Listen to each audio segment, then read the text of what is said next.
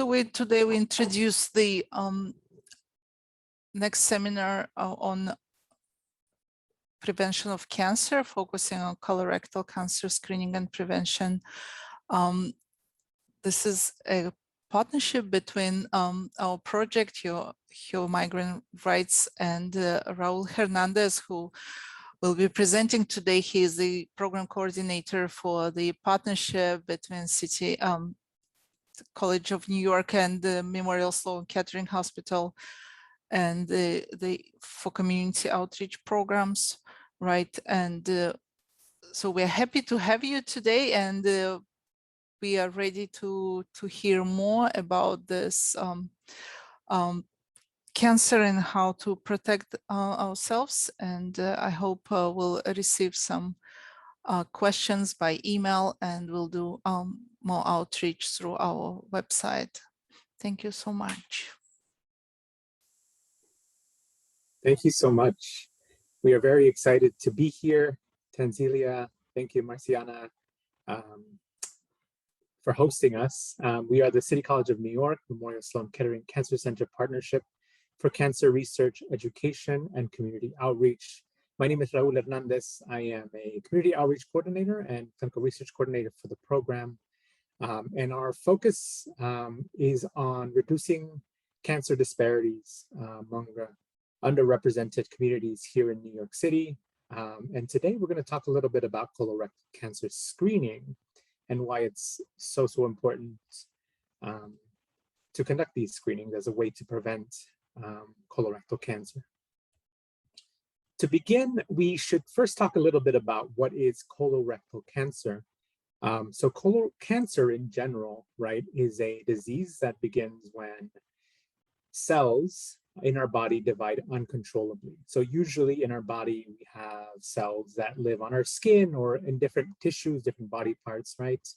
And these are dividing controllably. However, in cancer, these cells lose their ability to control their division and divide abnormally and multiply and grow, sometimes turning into tumors, some of which are benign, others may be malignant. And so any cancer that is located within the colon or the rectum is named colorectal cancer. And sometimes these growths or these cancers are also known as polyps. And so these can be seen here in the picture. When you magnify it, these polyps or abnormal growths usually grow out of the wall or the lining of the intestine and can turn into cancer, right? But not all polyps turn into cancer. Only some of them do over time. And so checking for polyps and removing them can actually prevent and stop the cancer from growing. So this is one of the few cancers that can actually be prevented through screening. And this is really important because when we talk about cancer, right, it's this very sometimes ominous and dark term where we automatically think negative thoughts with the word or with the disease. But with this particular cancer, it's really important to know that there is actually a lot of hope in preventing it because the screening methods can prevent one from actually can actually help us find either early cancer or polyps before they turn into cancer later down the road. We should remember and know that it is the third leading cause of death from cancer in the US. Even though it is highly preventable, it still causes a lot of death, especially in communities of color, communities with low income, and especially here in New York City. So very important. So we talked a little bit about what colorectal refers to, just to give you a quick summary. The colon is really the large intestine and the rectum, or the large intestine, and it collects waste from the body, right? And the rectum is the section of this digestive system that connects the colon to the anus, and all of these work together to remove waste from the body. And so again, any cancer that's located in this area would be called colorectal cancer. Now, why cancer can be so dangerous, especially if you don't get screened, is because many people who have polyps or colorectal cancer, or any cancer for that reason, especially if it's at an early stage, may not have any symptoms or may not notice any changes. But there are some who may experience symptoms, especially when the cancer is at a later stage, right? And so some of these symptoms are here on the screen. Some may notice changes in the bowel habits. So if a person is going to the bathroom less frequently or more frequently, or there is any change in the way you use the restroom or how you empty your bowels, or the shape of your waste or your feces, that can also be a sign of colorectal cancer. If there is any bleeding, right? Bleeding is never a great sign. So if there's any bleeding from the anus, or if you notice any blood, right? Any old blood in the stool or the feces or the poop, that can be a sign. If you have any stomach pain, any aches, cramps that do not go away, anything that is out of the ordinary, can also be a sign. If you've lost your appetite for a long time, and I know these days a lot of, some folks are losing their appetite due to other illnesses. I know we're living through a pandemic, and so COVID-19 is always on our minds. But if you feel like this is something that is affecting you, you should definitely talk to your doctor right away. If you are feeling weak or very tired, that is a strong symptom of cancer and colorectal cancer. Or if you feel like you've been losing a lot of weight unexpectedly. So if you haven't, been working out regularly, or haven't changed the way you work out or the way you eat, and you're losing weight more than you believe you should be, this could also be a sign. And so it's really, really important, one, to still get screened whether or not you have symptoms, right? Because we know that cancer at an early stage may not have any symptoms whatsoever. But if you do have any of these symptoms, to talk to your doctor. It doesn't necessarily mean that you will have cancer, but it does mean that something may be wrong or something may be amiss. And so it's super important to still talk to your doctor about any of these things. Okay. Now, we know there's some risk factors that can affect your risk or your chances of developing cancer, right? Some of them are controllable. Some of them may be, you may be able to change them, and others you may be less likely to change them. So on this first slide, we're going to talk about some risk factors that you can change on your own and you can have some control over, which is exciting, right? We can actually reduce our risk of developing certain cancers. So for colorectal cancer, we know that being overweight or being obese can actually increase your likelihood of having colorectal cancer. So we know that staying active, eating healthy, increasing the amount of vegetables and greens and leaves in our diets can reduce our chances of having colorectal cancer. And losing weight, right? Losing that waist circumference, right, can be very, very helpful in reducing our risk of developing colorectal cancer. And I know it's not easy, especially now in the pandemic. A lot of people have chosen not to maybe go to the gym, or maybe it's not safe enough to go to the gym, but even walking, right? Going outside for a little walk, maybe jogging a little bit, is very, very useful and still an important way to stay active, right? And so not being physically active has also been linked to increasing your chances of having colorectal cancer. So make sure to exercise at least 30 minutes every single day. And when we talk about diet, obviously, right, here in the United States and in New York City, we like to talk a little bit about the plate, right, the healthy plate. And usually when we describe the healthy plate, we say half of the plate should be vegetables and fruits, and a quarter should be carbohydrates, and a quarter should be protein.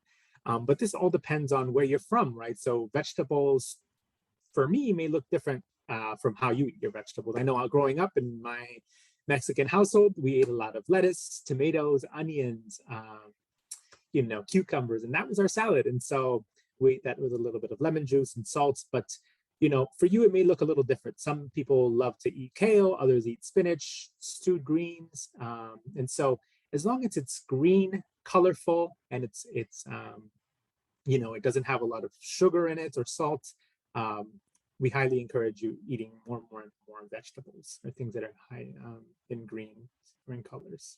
In terms of your carbohydrates, we obviously recommend eating, carbs that are more nutritious, right? So anything that is brown, so anything that's whole wheat, is much better value for you. It has more nutrients. It keeps you full for longer.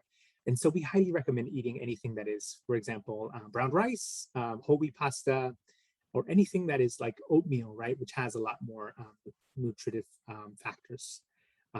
And also reducing the amount of red meat and processed meats. And so in each of our cultures, we may have different ways of preparing meats or eating red meats, but definitely anything that has, that is, for example, comes from cow or lamb, pork, has been linked, any of those diets that are high in those meats has been linked to an increased risk for colorectal cancer.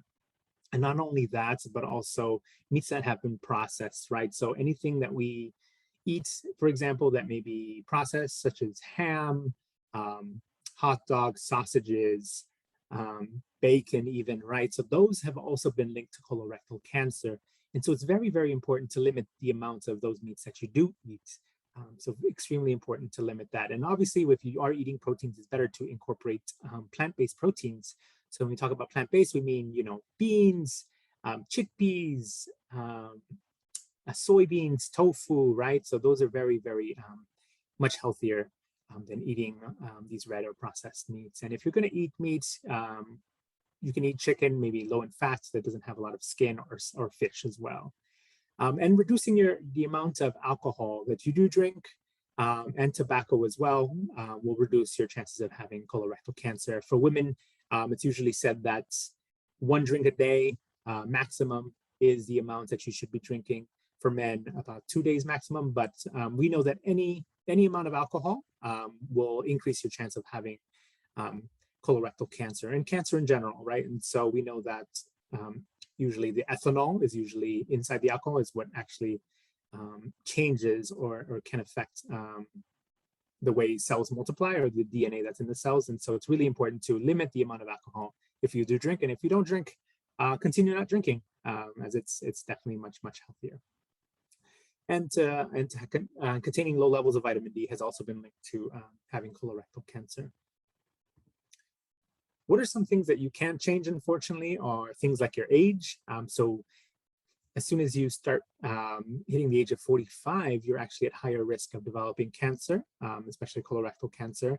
If you have inflammatory bowel disease or Crohn's disease, you may be at higher risk of having colorectal cancer. And so you may already know, if you have Crohn's disease, that you are already getting colonoscopies more regularly at an earlier age, and they're already checking for colorectal cancer. But if you don't know, or if you have any of these diseases, or if you were diagnosed in a different country or a different part of the world, please talk to your doctor, as it does increase your chances of having colorectal cancer as well. If you have any family history, so anybody in your close relative, like your parents, son, sister, brother, who has had colorectal cancer, your risk of getting cancer is also much higher. And so very, very important to talk to your doctor and share that information with your doctor, so that you can start screening either at an earlier age or more frequently.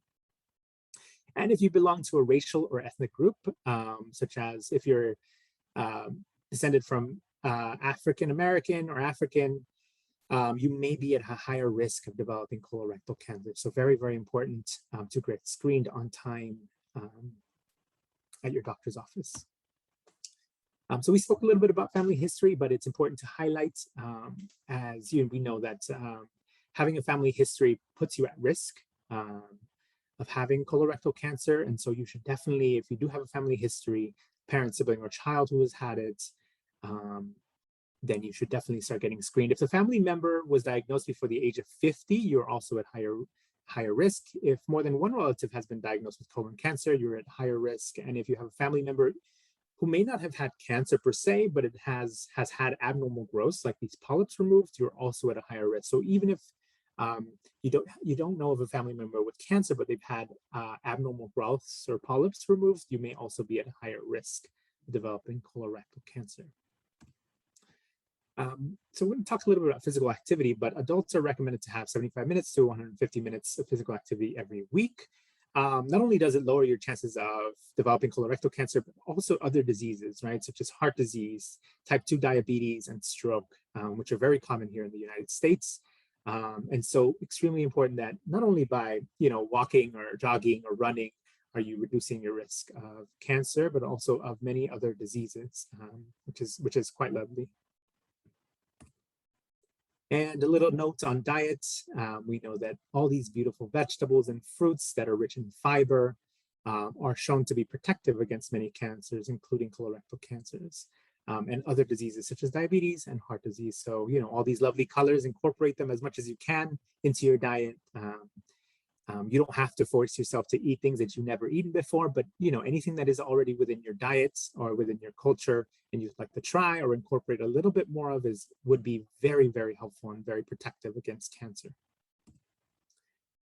Again, whole grains are very useful. We talked a little bit about whole wheat rice, brown rice, but also whole wheat bread, right? So if you're eating whole wheat bread, make sure to include that for breakfast or for lunch in your sandwiches.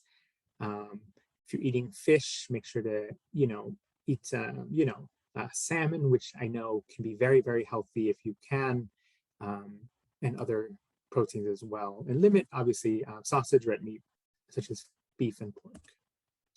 Portion control is very important. Here we have some examples of how to measure the amount of food you're eating. And so when we talk about estimating, carbohydrates such as rice or pasta, you want to use a clenched fist. So about, when you clench your fist, close it up like this, that's how much carbohydrates you should be eating. When you open your fist and you measure the size of your palm, so just this area right here, that should be the amount of protein you're eating, right? So that should be meat, fish, chicken. That's how you can estimate it. And then if you're eating nuts or raisins, you can use a handful, right? So just cup it. Vegetables should be 2 handfuls. If you're eating anything like peanut butter, hard cheese should be the size of your thumb. So it's not just your fingertip, it can be the full thumb. So I know we all love a little bit of cheese once in a while, so feel free to estimate that way. And for any oils, right, like mayonnaise, margarine, just use the fingertip, so the fingernail there. Okay. So now let's talk a little bit about screening for colorectal cancer. So to understand what screening is, it's really just a way to check, right, for cancer. It looks for cancer even when a person does not have any symptoms. We know that screening can prevent colorectal cancer, so it's really important to talk to your doctor about screening early. It can find the cancer early when it's easier to treat and to cure, which is very, very important, right? The longer we wait to find it, the more advanced it can be and the harder it can be to treat, right? You might have to get more aggressive treatment. So it's very important to catch it early if you can, so you can treat it much, much more easily. So who should get screened? So here in the United States, we have many different governing bodies that recommend colorectal cancer screening. But just this year, the age to get screened for colorectal cancer actually dropped from 50 to 45, right? So the American Cancer Society recommends that colorectal cancer screening starts at age 45. And that's because we've noticed, right, that a lot of folks have started to get colorectal cancer screening at a much younger age. And so research and the data have moved scientists and doctors to push that limit, drop that limit down a little bit. We know that some people with a family history of colorectal cancer may have to start screening before the age of 45. Some people start 10 years before the age of their relative's diagnosis.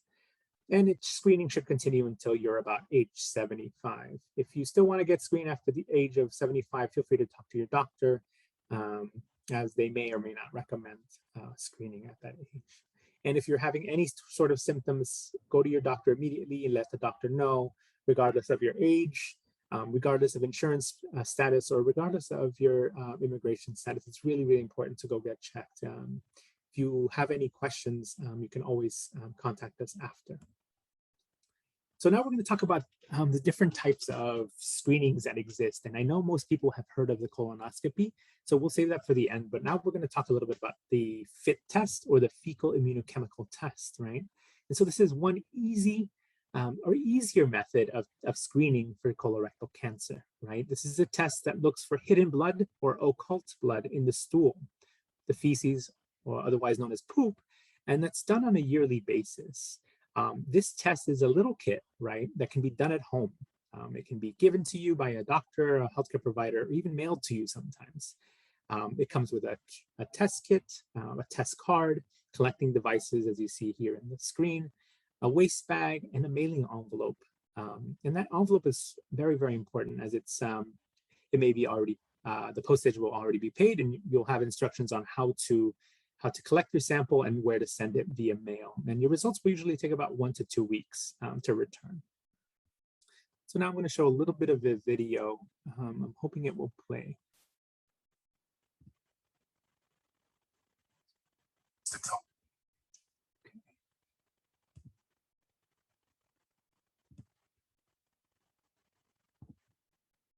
Let me know if you hear it. Talk about it, but a little bathroom talk may save your life.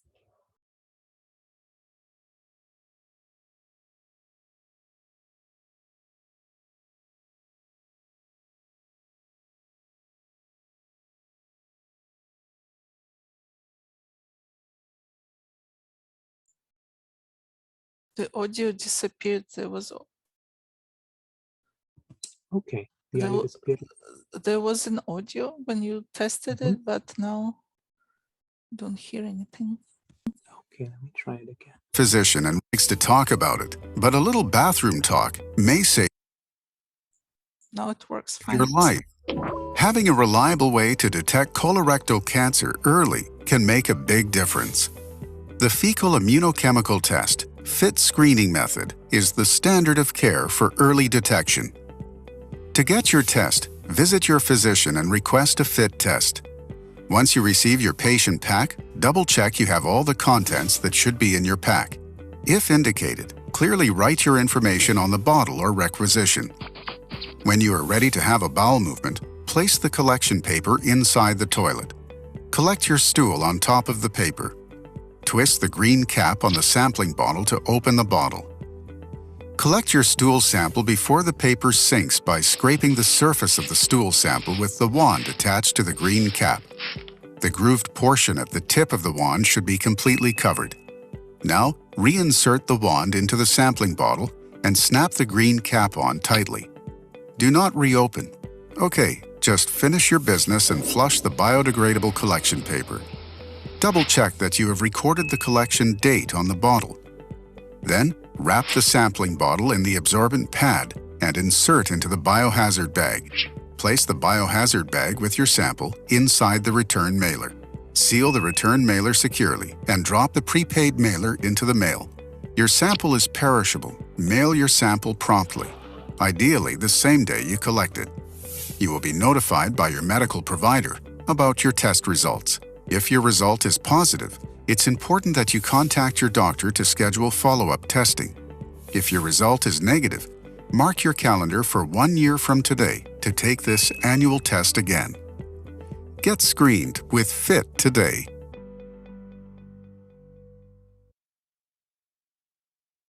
Great. Very easy, right? Okay. Very easy. So it's a lovely way to explain the way the FIT test works. And it's, it's sometimes helpful to know that there are alternatives other than colonoscopy to getting screened. But what happens if you do have a positive FIT test? Positive FIT test only tells us if there's blood detected in your stool, right? And that's because if there are polyps inside the colon or the rectum, those polyps usually may bleed. And so even in small amounts, it can be detected in the stool. But if they do tell you that there was some blood found, your provider will tell you that there is a need for a colonoscopy as a follow-up, right? So you will most likely need to do some sort of other follow-up screening test to be able to visualize and see inside the colon for any abnormalities. And the colonoscopy is really just it's a tool that's used with a small camera to look for abnormal growths or polyps, right? And the lovely thing about the colonoscopy is actually that as they're looking inside, they can sample, remove, find anything during that screening test or during that test. And so if they see a polyp in their line of sight, they'll be able to actually sample it or just snip it off, right? Just take it off before it turns into anything cancerous or anything worse. So that's why we love the colonoscopy. We call it the gold standard because it is really, really useful. It's You get two things done at once, right? So very useful. But if there's anything that is found that they believe is cancer, or someone is diagnosed with cancer, doctors will figure out the extent, right? How big it is and how far it has spread. And this is usually called staging, with stage 0 being the earliest stage and stage 4 being the final stage. The exact treatment depends on the stage of the disease, and treatment can range from surgery to chemotherapy and to radiation, or a combination of these, right? And different treatment types will require different kind of cancer specialists. So you may be seeing a team of doctors or different types of doctors throughout the care, as these are all very specialized cancer treatments. But remember that colorectal cancer is preventable, as we said, if you start getting screening early and on time. It can, if there's any abnormal growths, it can be found. They can be cured if they're caught early. Getting checked and finding it is very, very important. It can certainly save your life. A few other things to remember is that screening should begin at age 45 or even earlier if there is a family history. Get screened. Most people will not have symptoms, and if you do have symptoms, speak with your doctor right away. Remember that the FIT test, the stool test, can be done from the comfort of your own home. Very easy and mailed back to the doctor's office. If for some reason you don't feel comfortable going to the doctor's office or getting a colonoscopy, we still recommend doing the FIT test. It's still a good way of starting to get screened for colon cancer. And remember that adding high fiber foods like fruits and vegetables can prevent cancer and other conditions like diabetes, heart disease, and obesity. But what should you know? How much does colorectal cancer screening cost?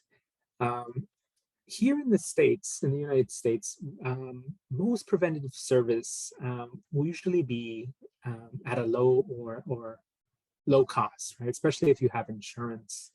But if you don't, we can actually help you find a screening at no cost to you or at very, very low cost. If you don't have insurance, if you're undocumented, if you don't know where to go, we can help you find a screening. So not only we have obviously a screening center here in New York City, in Manhattan, where we can help you make an appointment with one of our doctors to get this screening done at no cost or low cost to you. We can certainly help make an appointment, or if you choose to go at a center close to you, we can also help you make an appointment and in a borough or a neighborhood that's closer to you. We can also help you find out if your insurance covers the cost of the screening. So I know insurance here in the States can be a little bit confusing and sometimes requires a little bit of work. If you have any questions, feel free to reach out to us. We're also here to help with that. We're here to help find doctors. If you have any questions about your health, we can also help give you some information about that. This is my email contact information, phone number. Feel free to email or call anytime, Monday to Friday, 9 a.m. to 5 p.m. And just to wrap up our presentation, I'm going to talk a little bit about our insurance program here at Memorial Sloan Kettering Cancer Center's Immigrant Health and Cancer Disparities Service. They have an access to healthcare program here in New York, options for health insurance and health access. So accessing healthcare in New York can be pretty easy. We have two programs currently set up, and that's one through the State of Health, the New York State of Health Marketplace, which provides health insurance, including Medicaid, essential plans, and Child Health Plus. We also help with New York City Care, a health program that guarantees low cost and no cost services offered by the New York City Public Hospitals, the Health and Hospitals Corporation. To be eligible for the New York State Marketplace, you must live in New York. You must be a U.S. citizen, a national, or a lawfully present immigrant. Different immigration rules may apply if you are eligible for Child Health Plus or New York State Medicaid or the Essential Plan based on your income, and you must be under 65 years old. If for some reason you do not qualify for New York State of Health Marketplace, you can sign up for something called New York City Care. But you must be living or residing in New York City for 6 months or longer, and you must not qualify for any other health insurance plan available in New York State, or not be able to afford health insurance based on government guidelines. Again, we offer these services free of charge. We can help you apply for insurance. For more information, feel free to contact Chanel Martinez or myself. This is her email address and phone number. And in the service, they speak English, Spanish, Arabic, French, Mandarin, Cantonese, and Bengali. So feel free to get in touch. Thank you so much. Thank you so much. I think this is such an important information. The thing is to convince people actually to pay attention to this, because again, and we saw some cases when people come to the doctor when it's pretty late and advanced stage, and while with temporary immigration statuses or on kind of, because we work with asylum seekers, they do not feel they trust the system to go, and actually preventative services is such a problem to gain access, but also to have a trust in communities to reach out. So that's why it's so important that they see your face, they hear from you, and they have your contacts, so we can promote this and encourage people to go and get screened. Absolutely. I definitely want to highlight that, you know, the fear is real, right? There's this is it's a very real, palpable fear. When I speak to other members of, you know, the immigrant community, there's a lot of, you know, there's always a little bit of suspicion, right, as to who's going to meet me at the front door, who's going to be at the doctor's office, who is this information going to be shared with, right? And so it's important to highlight that, you know, a lot of these services that we do offer, and that luckily in New York State offers, have little or no contact virtually, or it's not shared with immigration. And so it's very, very important to highlight that.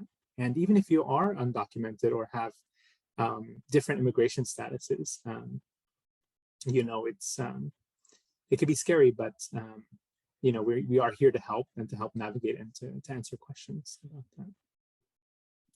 Yes, thank you so much, Raúl. This was very, very good. I mean, I learned a lot, and I'm very glad, you know, we could, you know, learn from you. And I'm also extremely happy that this would be available for people that need it. Because it is, you know, as many of the women we are working with are telling us, you know, lack of information, not knowing about these very important things that can affect our health is the #1 issue that they are facing. And it's interesting you said, you know, like, yes, it is important to know who will be there at the door and what kind of service people will receive. One of the amazing women we are working with actually told us that there was one particular place in New York where she went and she saw this sign that totally changed her perception and her belief in the system, that said, here, your immigration status doesn't matter, only your health. So I think it is important. I'm very happy to see this changing and to know that so many institutions are working together to creating more space, safe spaces for asylum seekers in particular, but for all migrants in general, as we are a city that takes pride in the fact that we are all migrants. So thank you so much. Thank you for everything you do. And thank you for imparting your knowledge. By the way, you are a great public speaker, great trainer. Thank you for that. And wishing you a wonderful day. Until next time.